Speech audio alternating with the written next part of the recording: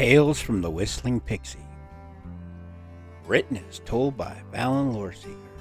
Silver Sword of Haverl. The three made good time on the road. They shared stories of their past and what their futures held. Though Zavala was quite vague about his plans once he reached his destination, or why he had been sent there, or by whom. Fallon told them all he knew about Haverl and the sword. Legend held it carried magic, which intrigued Zavala. Brom just listened to both in quiet wonder, seeing how sheltered his life in Crim Karen had been. Passing the old ruins of Crim Talra, they picked up the narrow pass through the Dartmouth Mountains and wound their way through the Valley of the Everwinds. 8 days later, they found themselves standing before the entrance of Gregalyn. Before them loomed a dark opening in the face of the cliff, like a giant maw ready to devour them. The weight of its secrets pressing outward. A warm wind blew through the mountains and down the valley, passing through the trees and setting them swaying as if dancing, heightening the anticipation they felt but none quite said aloud. Fallon looked at the others. Ready? Zavala wiped his hand over his bald head. As I said earlier, this is your quest. I'm along because it lies in the direction of my destination, and you aided me in getting closer. Brom looked at the both of them. Not be liking the look or the feel of the place, he said. But me kinda wants to know what's hiding in there. There was a slight hint of both fear and anticipation in his voice that he made no effort to hide. The half-elf smiled. Only one way to find out. He, unsealing his pack, pulled out a brass lamp and lit it. Not sure what we'll find, but be ready for anything. Brom slapped his maul into his palm. Oh, may be ready. Zavala reached into his pouch and drew out a 6-foot wooden staff capped with a fist-sized silver ball. He sprinkled a fine powder over the ball. Afira sabor, he said, and the ball filled with bright, steady light.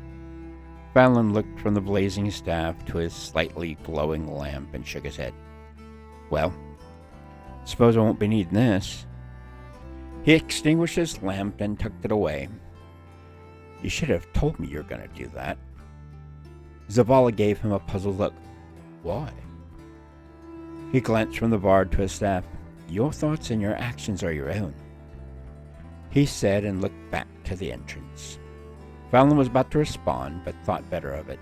He had learned by now that he and the Black-Robed Wizard held very different views of the world and how it worked. Instead, he simply pointed to the portal. Shall we? He headed in, his pace slowed as the darkness closed around him. Zavala followed, staff held high, and Brom brought up the rear. The half-elf led them down the long, empty hall. He hadn't gone far before Zavala spoke up. Why? Fallon chuckled, but then how would we get in? Besides, there could be doors further in. Let's hope not. I can pick a lock, but I'm not very proficient at it. They pressed on down the dust-covered hallway. As they went, the air took on a musty smell like freshly turned soil. They had gone a good distance when they came to the first burial chamber. Inside they found nothing but shattered remnants of stone sarcophagi. 2 passages exited the room, one on the left and one on the right.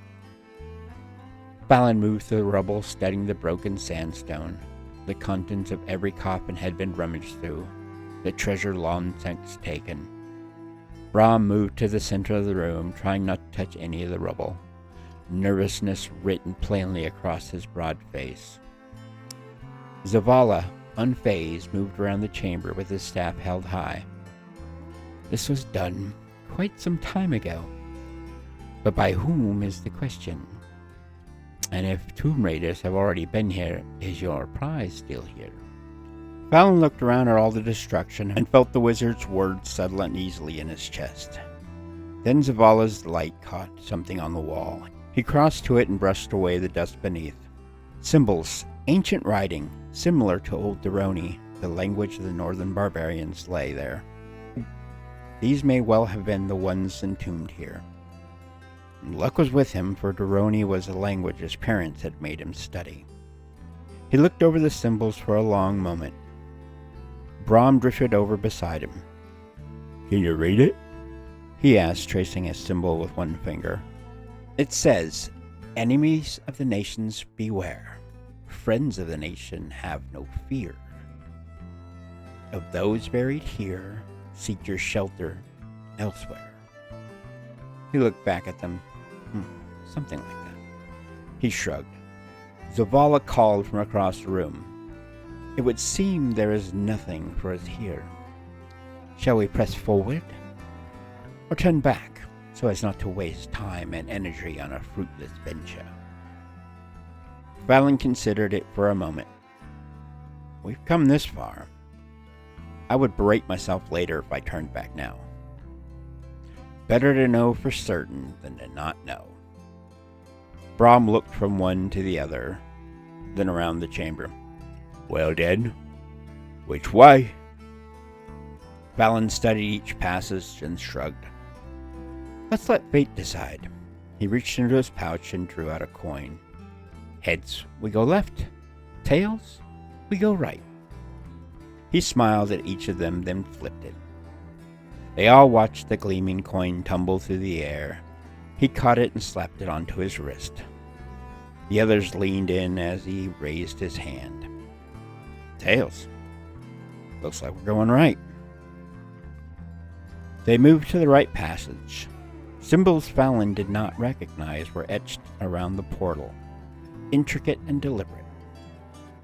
"These symbols, I don't know," he said, tracing one with a finger. "Another warning, perhaps?"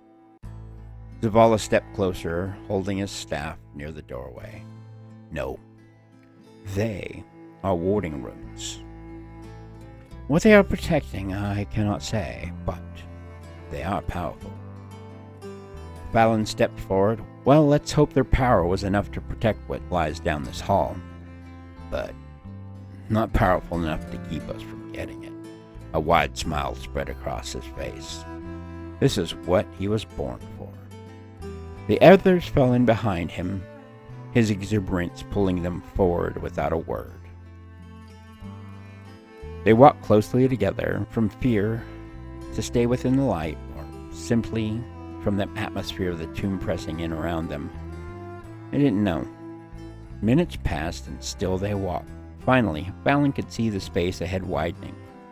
Not into a room, but a wedged hall, designed for combat, allowing defenders to hold the narrow passage with greater numbers. He slowed at the sight. "Why would they put a defensive post into the tomb?" he asked, glancing over his shoulder. Brahm shrugged. Zavala looked past the bard at the architecture. "More protection.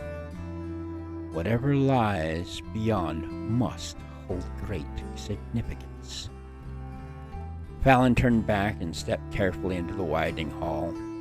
After a dozen paces or so, it opened into a narrow room lined with alcoves on either side.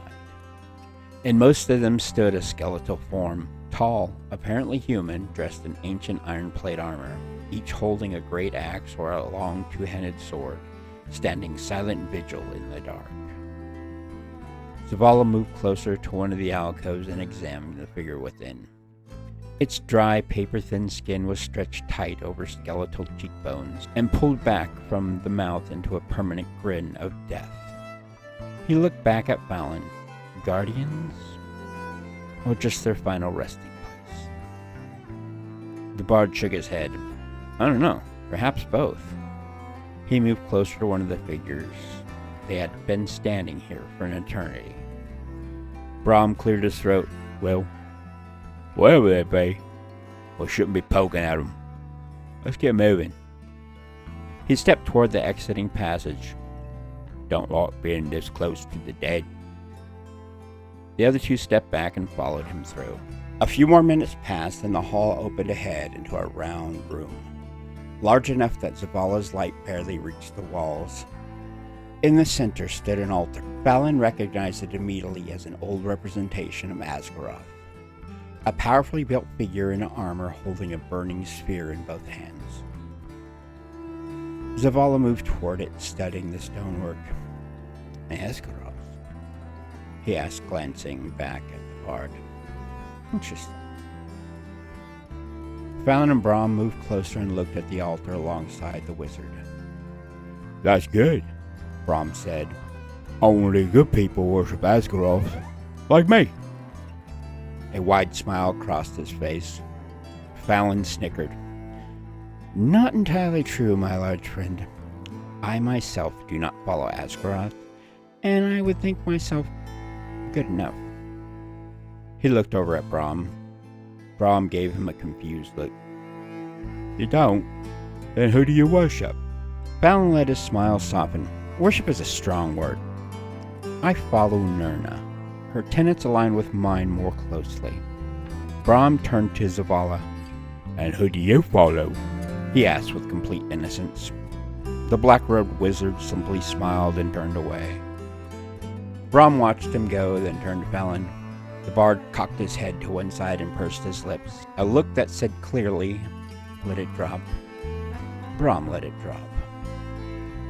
The moving light of Zavala's staff fell across the far wall, and Fallon saw it. Carved relief depicting the history of the Deroni stretching from floor to ceiling.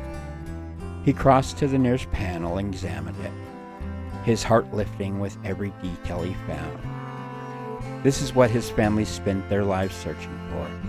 This was why their name was Lore Seeker. He turned back to the others with a wide smile. Zavala read his expressions immediately. We're going to stay here a while, aren't we? He asked, moving closer. The half-elf raised his eyebrows up and down. My name is Fallon Loreseeker, and this is lore worth seeking. Brahm looked between the two of them with a puzzled expression. Thought you was a bard.